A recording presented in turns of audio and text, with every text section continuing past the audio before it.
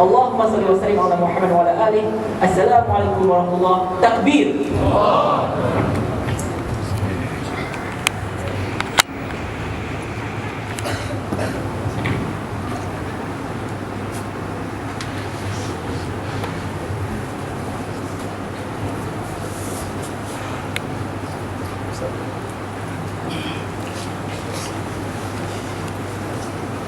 Bismillahirrahmanirrahim. Assalamualaikum warahmatullahi wabarakatuh.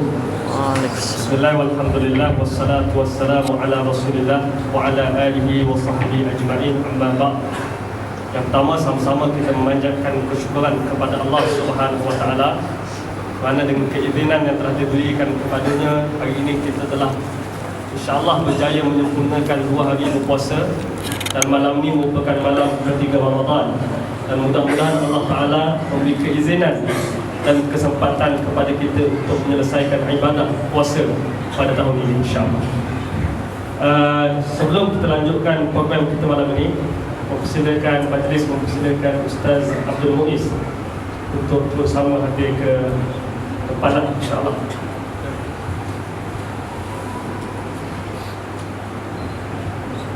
Okey, insyaAllah untuk makluman tuan-tuan dan puan-puan yang dirahmati Allah Subhanahu wa taala sekalian, Info merupakan sebuah institut pemikiran di bawah Dewan Pemuda PAS Malaysia dan di bawah penasihatnya ialah Al-Fadhil Ustaz Nurul Islam dan pengarah operasinya ialah Saudara Hafizuddin bin Muhammad Nur yang menggerakkan institut sampai kepada kita barangkali yang sepatutnya kita tahu, namun oleh kerana ditutup ataupun ditipu barangkali juga oleh media-media utama dalam negara dan luar negara, so kita mendapat maklumat yang tidak tepat ataupun salah berkenaan apa yang sebenarnya berlaku di Mesir.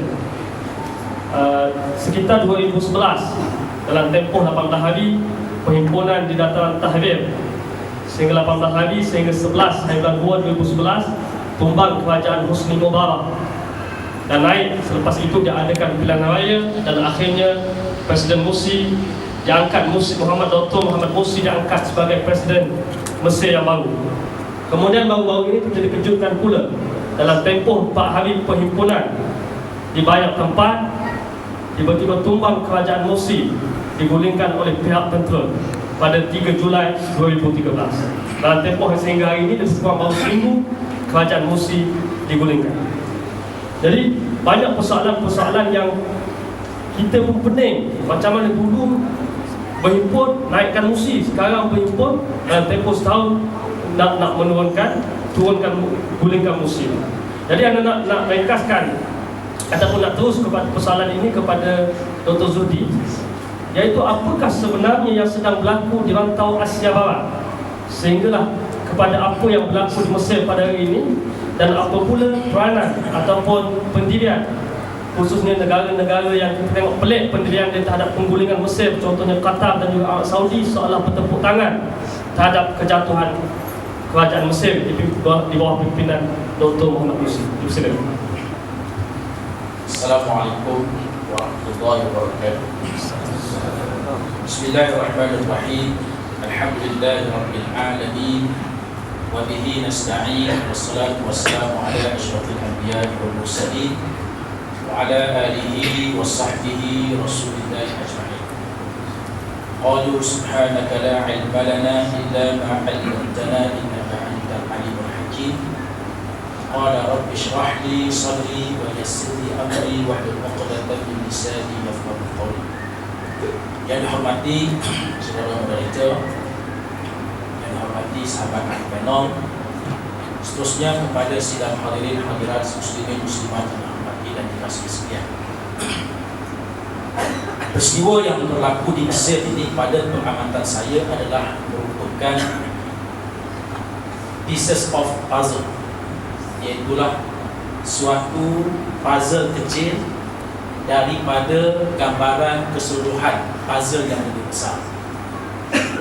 Ia adalah satu fenomena, kalau kita boleh sebut sebagai pasca Arab Spring ataupun post Arab Spring, iaitu bagaimana usaha dan tidak balas dilakukan oleh proksi negara-negara besar dunia, khususnya Amerika dan Israel, untuk menghalang kebangkitan kumpulan Islam di Mesir dan di seluruh negara Arab.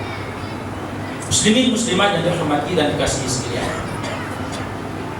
di Timur Tengah ini, Mesir adalah merupakan di antara negara yang sangat penting. Di antara kepentingan negara Mesir ini, di kalangan negara Arab, ia adalah negara yang mempunyai penduduk yang paling ramai, iaitu 83 juta orang. Dan pada masa yang sama, ia merupakan suatu negara yang mempunyai kedudukan yang paling strategik, kerana di situ terletaknya terusan Suez dan beberapa perkara lain yang menjadikan Mesir ini sangat istimewa, termasuklah ia merupakan di antara pusat keilmuan Islam yang sangat tersohor, iaitulah wujudnya beberapa buah universiti, khususnya Universiti Al-Azhar Syarif. Muslimin muslimat yang dihormati sekalian, di samping itu ada beberapa negara satelit yang berada di sekeliling tanah Arab ini yang mempunyai fungsi yang sangat penting. Yang pertamanya ialah Turki. Turki yang mempunyai penduduk sekitar 73 juta orang. Yang keduanya ialah Iran. Walaupun Iran ini sebuah negara yang bermazhabkan Syiah Imamiyah, yang juga penduduknya sekitar 70 hingga 73 juta orang. Kalau digabungkan di antara negara Turki, negara Iran dan negara Mesir ini, ia sudah merangkumi hampir 200 juta orang penduduk, yang ianya merupakan suatu kuasa yang sangat penting, yang sangat berkesan di rantau Timur Tengah khususnya dan di dunia Islam.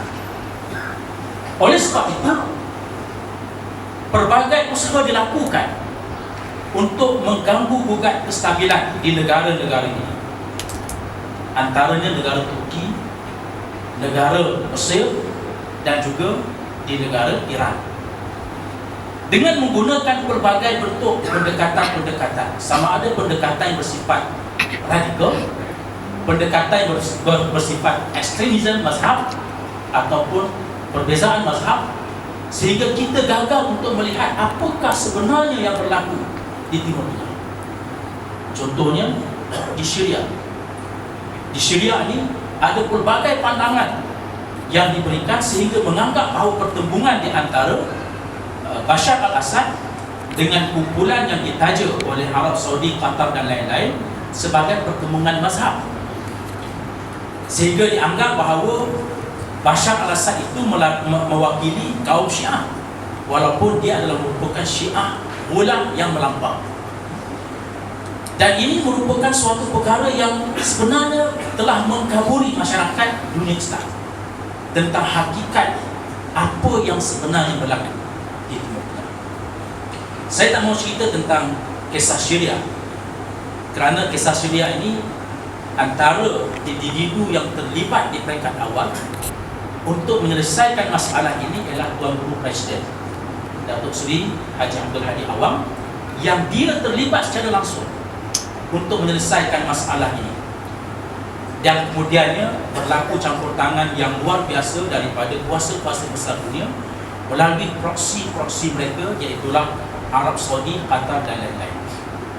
Muslimin muslimat yang dihormati sekalian, saya ingin fokuskan kepada isu Mesir, khususnya selepas kebangkitan Al-Ikhwan Muslimun ataupun Ikhwan Muslimin yang telah mempunyai suatu kuasa politik yang sangat signifikan, sangat penting dalam konteks masyarakat di Timur Tengah. Suatu Dr. Muhammad Mursi dipilih secara resmi melalui demokrasi, kerajaan Amerika melahirkan suatu perasaan yang berbelah bahagi, walaupun Barack Obama lebih cenderung untuk mengiktiraf Al-Ikhwan Muslimun dan Dr. Muhammad Mursi sebagai pemimpin yang